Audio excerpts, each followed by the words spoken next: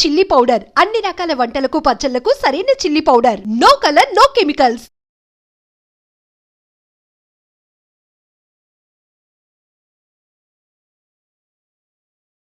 నమస్కారం, welcome to I dream. ధర్మ మార్గం విత్ విజిత కార్యక్రమానికి స్వాగతం. ప్రస్తుతం మనతో పాటు ఉన్నారు ప్రముఖ ఆధ్యాత్మికవేత్త, పూర్వపు యాదగిరిగుట్ట అర్చకులు, ఆంధ్ర ఉపన్యాసకులు డాక్టర్ సందుగు కృష్ణమాచార్యుడు గారు. ఇప్పుడు వారితో మాట్లాడి మరిన్ని మంచి మంచి విషయాలు అడిగి తెలుసుకుందాం. నమస్కారం అండి. అనేక శుభాకాంక్షలు, శ్రావణ మాసపు వైభవ ఆడపడుచుల శుభాకాంక్షలు ముందుగా. అంతేకాదు, ఆడపడుచులు అనగానే వెంటనే పురుషులకు ఆధిక్యం ఇవ్వలేదా అని అనుకుంటారు. కనుక పురుషుడు, స్త్రీ ఈ రెండు ముఖ్యం. ఈ రెండు ఎట్లా ముఖ్యం, ఇది వివాహపు నాడు వినాలి. పెళ్లి పిల్లగాడు, పెళ్లి పిల్లవ ఇద్దరు, వరుడు వధువు తెలిసి ఉండాలి. జీవితం అనేది సంసారం అనే బండి. ఆ బండికి రెండు చక్రాలు, ఆ చక్రాలే భార్యాభర్త. అది కాదు అనుకుంటే ముందు నడవటానికి ఉండే పశువు ఉంటుందే, ఆవు ఎద్దు, ఇద్దరు స్త్రీ పురుషుడు ఒకటి. అంతఃపురం మేము మాట్లాడేటప్పుడు ఒక మాట అనుకున్నారు, ఇంటికి దీపం ఇల్లాలే అని ఆడవాళ్ళదికే ఎక్కువ మార్కులు ఇస్తున్నాడు పండితుడు గారు, మాకు పురుషులాది ఏం లేదా అనుకున్నారు. అసలు చెప్తున్నారు, కానీ నేనే అది అడగాలనుకుంటున్నారు. చాలా మంచిది మీ అభిప్రాయం. ఎందుకో మా హృదయంలోకి వచ్చింది, మీ అభిప్రాయం మా హృదయంలోకి వచ్చింది. కనుక సహస్రశ్రీ రిషా పురుష, పురుష శబ్దం ఎవరికి వాడారు? నారాయణుడికే వాడాడు. ఒకటి, పురుషాధిక్య ప్రపంచంలో అహంకారం వేరు, అది వేరు. కానీ పురుషుడు నారాయణుడు ఒకటి. రెండు, ఇక్కడ మన దగ్గరికి వచ్చే వరకు మనం కూడా చతుర్విధ పురుషార్థాలు అంటాం. ధర్మ, అర్థ, కామ, మోక్షములు, వాటికి పేరు చతుర్విధ పురుషార్థములు. ఇవి పురుషార్థంలే అన్నారు తప్ప స్త్రీ అర్థములు అనలే. పురుషుడికేనా కదా, పురుషుడికే అని చెప్పి స్త్రీ అని కాదు, అందరూ ఇద్దరు ఇద్దరు ఇద్దరు. అందుకే ఇద్దరి చెరి సమానం, చెరి సమానం ఇద్దరికి ఉంది, అనేది లేదు. ఇద్దరు సమానమే. భార్య భర్త, భరించువాడు భరించునది. అంతేనా? ఇంకొకటి వివాహపు వ్యవస్థలో పురుషుడి గురించి ముఖ్యమైనటువంటిది, ధర్మేచ అర్థేచ కామేచ అనే ప్రమాణం అమ్మాయి చేస్తుందా, అబ్బాయి చేస్తాడా? అబ్బాయితోటే చేయిస్తాడు పండితుడు. మళ్ళీ అమ్మాయితోటి ఏమీ చేయించలే, ప్రమాణం ఎక్కడా లేదు. ఒకటి. రెండు, పురుషుడికి అబ్బాయికి పెళ్లి కంటే పూర్వం ధర్మ ప్రజా సంపత్త్యర్థం స్త్రియం ఉద్వహే, ధర్మ ప్రజ సంపత్తి కొరకు ఈమెను నేను వివాహం ఆడుతున్నాను, స్వీకరిస్తున్నాను. మళ్ళీ అదేంటి? ధర్మార్థ కామ మోక్షములకు సాధనము భార్య, సాధనము భార్య, ప్రధానం భర్త, ప్రధానము భర్త. కనుక భర్త ప్రాధాన్యం ఉంది, భార్య ప్రాధాన్యం ఉంది. ఇద్దరూ చెరి సమానమే. మీరు చెప్పిన దాన్ని బట్టి చూస్తే మనకు ఇప్పుడు పెద్దవాళ్ళు ఆచరించే విధానమైన అదే, శాస్త్రాలు పురాణాల్లో కూడా ఇద్దరు సమానమే అనే ఒక భావనే ఉంది అనిపిస్తుంది. కానీ ప్రస్తుతం అలా లేదు కదండి, భర్త డామినేషన్ అనేది ఎక్కువగా కనిపిస్తోంది. ప్రస్తుతానికి చాలా మార్పు రావాలి. చెప్పేవాళ్ళు ఎక్కువ అయ్యారు, వినేవాళ్ళు లేరు. వినేవాళ్ళు ఉన్నా ఆచరించేవాళ్ళు లేరు. ఎందుకు కారణం? ఒకటే ఒక కారణం, అహం, నేను అనే పదార్థం ముఖ్యం. ఆ నేను అనే పదార్థం పెద్దగా లేదు. ఇదే ఆదిశంకరుడు అంటాడు, ఇంతుంది, ఇంత చిన్నది కనపడదు, లోపల ఉండేది నేను అనే పదార్థం. ఆ పదార్థాన్ని నీకు వీలైతే పెంచు. ఎంత పెంచేస్తావు? నేను, నా ఊరు, నా మండలము, నా జిల్లా, నా రాష్ట్రము, నా దేశము, నా 14 లోకాలు, అక్కడ ఏవీ లేవు. భార్య, భర్త, పెద్ద చిన్న అనేది ఉండదు. నేను అనుకునేటప్పుడు ఏది ఉండదు, నాది నా వాళ్ళు, అయిపోయింది. ఒకటి. లేదు, నాకు చాతగా అబ్బా అంత చేస్తాను అనుకున్నావు, తీసేయి. నాది కాదు, నాది కాదు, నాది కాదు, నాది కాదు, నాది కాదు. అప్పుడేంటి? నాహం కర్త, నేను కర్తను కాదు అని అనుకున్నావనుకో, అయిపోయింది. అప్పుడు ఏమీ లేదు, సర్వసంగ పరిత్యాగి. జడభర్తోపాఖ్యానం మహాభాగవతంలో ఉంది, గొప్పది. ఆయన రాజు కొడుతున్నా అంతే. అది ఎవరికి? లోపలుండే ఆత్మకు. కాబట్టి ఇద్దరు, ఇక్కడ రెండు ఆత్మలు ఒకటి. పెళ్లి కంటే పూర్వం ఆమె సగము, ఈయన సగం. అవును. అది పార్వతీ పరమేశ్వర ఆ అర్థం గొప్పది. ఇప్పుడు శ్రావణ మాసం తెలుసుకోదగింది. ఆ. పార్వతీ పరమేశ్వరు ఇద్దరు అర్ధనారీశ్వర తత్వం. పైకి ఏదో బొమ్మ కాదు, ఆ. లోపల ఇద్దరు సగభాగం. స్త్రీ పురుషుడు. స్త్రీ లేక పురుషుడు లేడు, పురుషుడు లేక స్త్రీ లేదు, ఇద్దరు సమానం. కాకుంటే ఇద్దరి కలయికప్పుడు ఉమ్. ఆ భావాలు చాలా చక్కగా ఉండాలి. ఓకే. ఏదో అని ఈమె భయపడుతూ ఉండొద్దు, ఏమో ఆమె అని ఆయన ఉండకూడదు. ఉమ్. అది గొప్పది. ఎందుకంటే సర్క్యులేషన్, బ్లడ్ సర్క్యులేషన్ ఉమ్. అణువుగా మారుతూ ఉంది. దీనికి ఒక ఉదాహరణ, ఆ. కౌసల్య సుప్రజ రామ అన్నాడు తప్ప వాల్మీకి భగవానుడు దశరథ తనయ రామచంద్ర అనలే. దశరథుడు ఎందుకు పేరు చెప్పలే?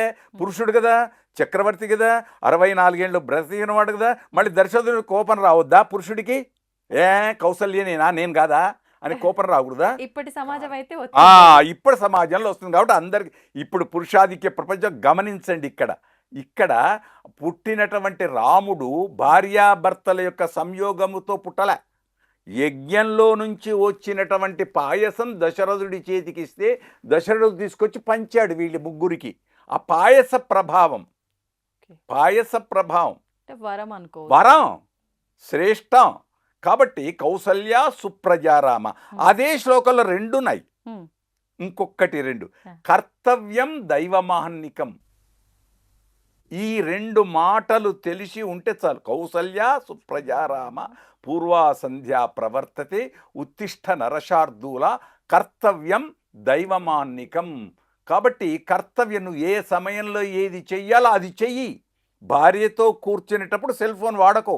భార్యాభర్తలు హాయిగా ఆనందంగా భోజనం చేయండి, ఆనందంగా ఉండండి, ఆనందంగా ప్రేమను పంచుకోండి.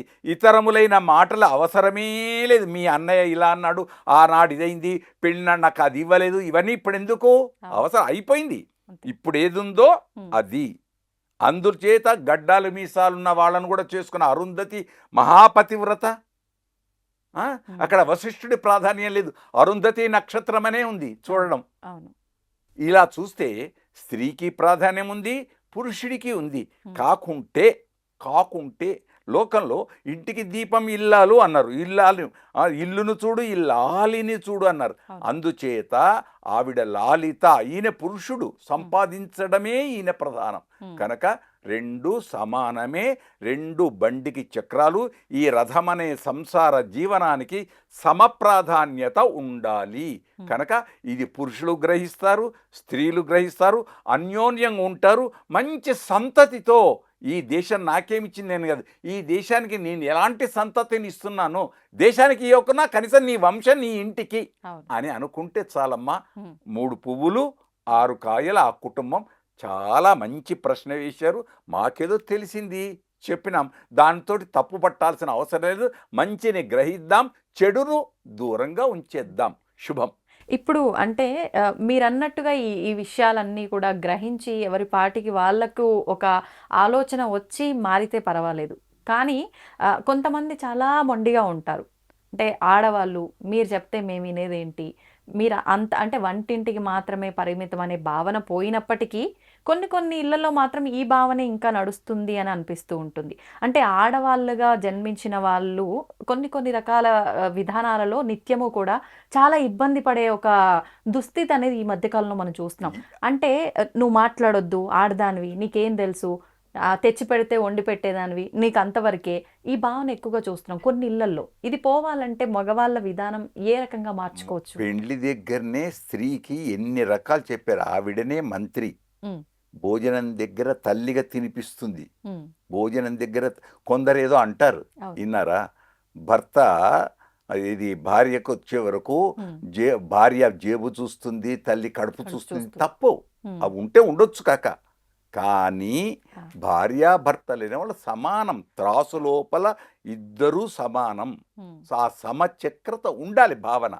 కనుక నేను పెద్ద నువ్వు గొప్ప అని కాదు. ఒకప్పుడు భార్యకు కోపం రావచ్చు, ఒకప్పుడు భర్తకు కోపం రావచ్చు.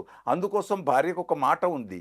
మళ్ళీ ఇక్కడ అత్త మీది కోపం దుత్త మీద చూపించింది అంటే అక్కడ పడి ఏ ఇంటి నుంచో వచ్చింది ఆమె. ఇంటి యొక్క గోత్రము పోయింది, వంశము పేరు పోయింది, త్యాగమయ్య ఆవిడ. మానవ జాతి మనుగడకే ప్రాణం పోసింది మగువ అన్నాడు సి నారాయణ రెడ్డి గారు. మళ్ళీ పురుషుని గురించి చెప్పలే, అయినా పురుషుడు గొప్పతనమే. అయితే ఇక్కడ గుర్తుంచుకోవాల్సింది ఏంటంటే ఆ వచ్చిన ఆమెకు కొత్త ప్రపంచం. అక్కడ ఇంత పెరిగిన ప్రపంచం పోయి నడిచే ప్రపంచానికి వచ్చింది. వచ్చినప్పుడు ఆ ప్రపంచంలో ఎలా ఉండాలి, ఏముండాలి, ఏమిటి అవన్నీ తెలిసి ఉండాలి. తెలిసి ఉండటానికి ఇద్దరూ సమానం, గమనించాలంతే. మనస్సుంటే మార్గం ఉంటుంది. కాబట్టి భర్తకు మంచి మనస్సు ఉండాలి, భార్యకు మంచి మనస్సు ఉండాలి. ఈ మనస్సు కలిగిన వాళ్ళు చెప్పేవాళ్ళు కావాలి. పెద్దలు కూడా మంచి మనస్సుతో వాళ్ళను వచ్చిందమ్మా, కోపంతో ఉన్నాడు, ఏదో జరిగింది, దీన్ని నువ్వు మనసు పెట్టుకోకు అనే అత్తయ్య కూడా ఉండాలి. అన్నీ ఒక్కటి కాదు, ఎన్నో కారణాలు ఉంటాయి. ఆ దుష్ట కారణాలన్నీ వెళ్ళిపోవాలి. సద్భావనాఖిల చైతన్యులు కావాలి. మంచి భావనలతో ఆనందంతో ఉంటేనా అది ఆ సంసారం అనే పుష్పం, సంసారం అనే జీవ నౌక చక్కగా ప్రయాణం చేస్తుంది. ఆ నౌక ఒడిదొడుకులు లేకుండా సంసారం అనే నౌక ఉందే చాలా సముద్రం నుంచి ఆనందంగా గట్టుకెక్కుతుంది. కానీ మధ్య లోపల ఇలాంటి పొరపొత్సాలు అవసరమే లేదు. వాస్తవం మీరు అన్నది నిజంగా. అంటే ఎంతసేపు ఇంటికి వచ్చిన ఒక కోడల్ని తప్పు పట్టడం పక్కన పెట్టి ఆవిడతో, అంటే మన ఇల్లు అన్నీ వదులుకొని వచ్చింది అని అంటే మనం ఆవిడతో ఎలా ఉండాలి, మనం ఏం నేర్పించుకోవాలి అనే ధోరణి చాలామంది అత్తవారిండ్లలో కనిపించట్లేదు. ఈ ధోరణి కనుక వస్తే తల్లిదండ్రులుగా అత్త మామల్ని భావిస్తుందేమో. అంతే. ఇంకొకటి ఇక్కడ ఇప్పుడు ప్రపంచంలో ఉండే ప్రజలందరికీ మా సోదరుల ప్రపంచాలందరికీ అందిస్తున్న మీడియా ద్వారా గమనించండి. కొడుకుకు పెళ్లి చేసేటప్పుడు ఏ ఉద్దేశంతో చేస్తుంది తల్లి?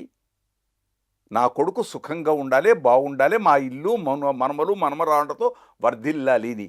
మళ్ళీ అయినప్పుడు ఇద్దరు కలిసి కొడుకును కోడలు కలిసి ఏటో సినిమాకో ఏటో పోతుంటే ఎందుకు చూడడం కోపంతో?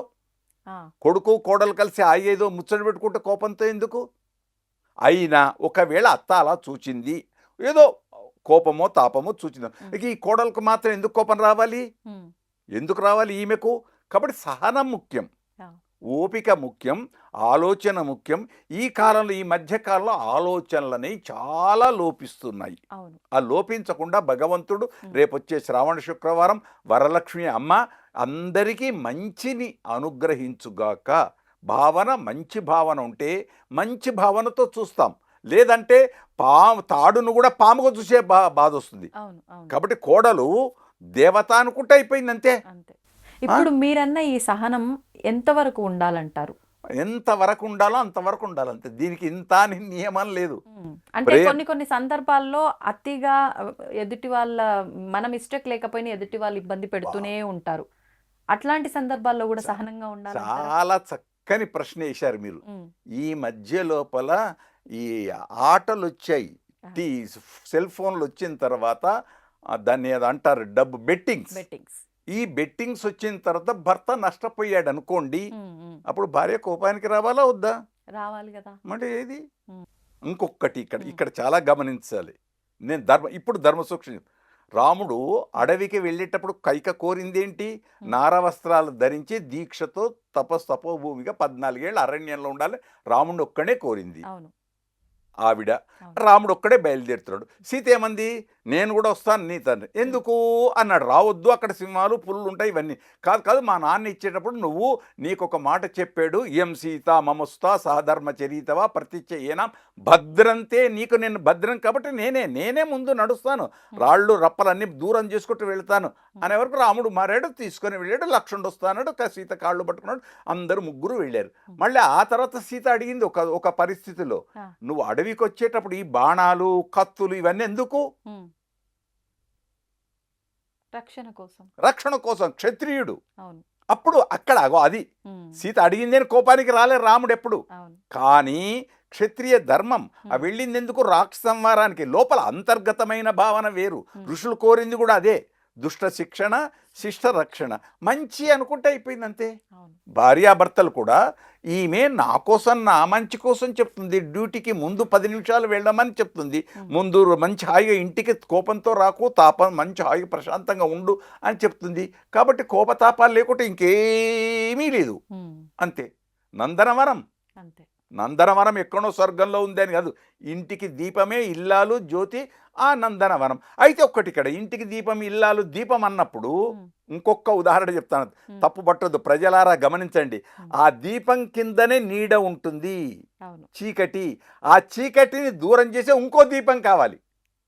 ఈ దీపానికి ఆ దీపం, ఆ దీపానికి ఈ దీపం, ఈ 2 దీపాలు ఉన్నప్పుడు ఇక్కడి నుంచి చీకటి అక్కడ పోతుంది, అక్కడి నుంచి చీకటి అంతా మొత్తం వెళ్తారు. ఇదే భార్యాభర్తలు 2 దీపాలు అనుకుంటే అయిపోయాయి. ఎక్కడా లోకంలో లేదు సామెత, నా ఉదాహరణ.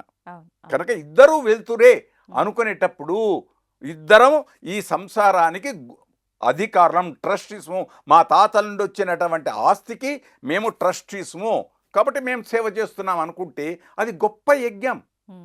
అంతకంటే మించిన యజ్ఞం లేదు. నువ్వేదో పుణ్యక్షేత్రాలు చేసి యాత్రలను చేసి లక్షల దానాలు చేయాల్సిన అవసరం లేదు. ఇంటికి వచ్చిన వాడికి ఇంత బిచ్చం వేస్తే చాలు, నీ కనపడిన పేదవాడిని ఆదుకుంటే చాలు. ఏది తోచినది చెయ్యి, తోచింది చెయ్యి. ఇంకొకటి ఇక్కడ మంచి ప్రశ్న మీరు వేసినందుకు నేను సమయం ఎక్కువ తీసుకొని చెప్తున్నాను.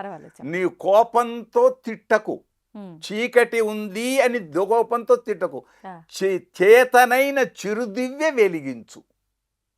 చేతనైన చిరుదివ్య వెలిగించు. పెద్ద జ్యోతి 1,00,000 పువ్వుల లేదు, 1,00,000 జ్యోతుల దీపాలు ఏదో ఇవన్నీ ఈ అవసరం లేదు. కోటి దీపార్చన ఈ అర్చలు చేస్తూ ఉండు, అవన్నీ ఉన్నాయి శాస్త్రానికి, అవన్నీ వదిలేద్దాం.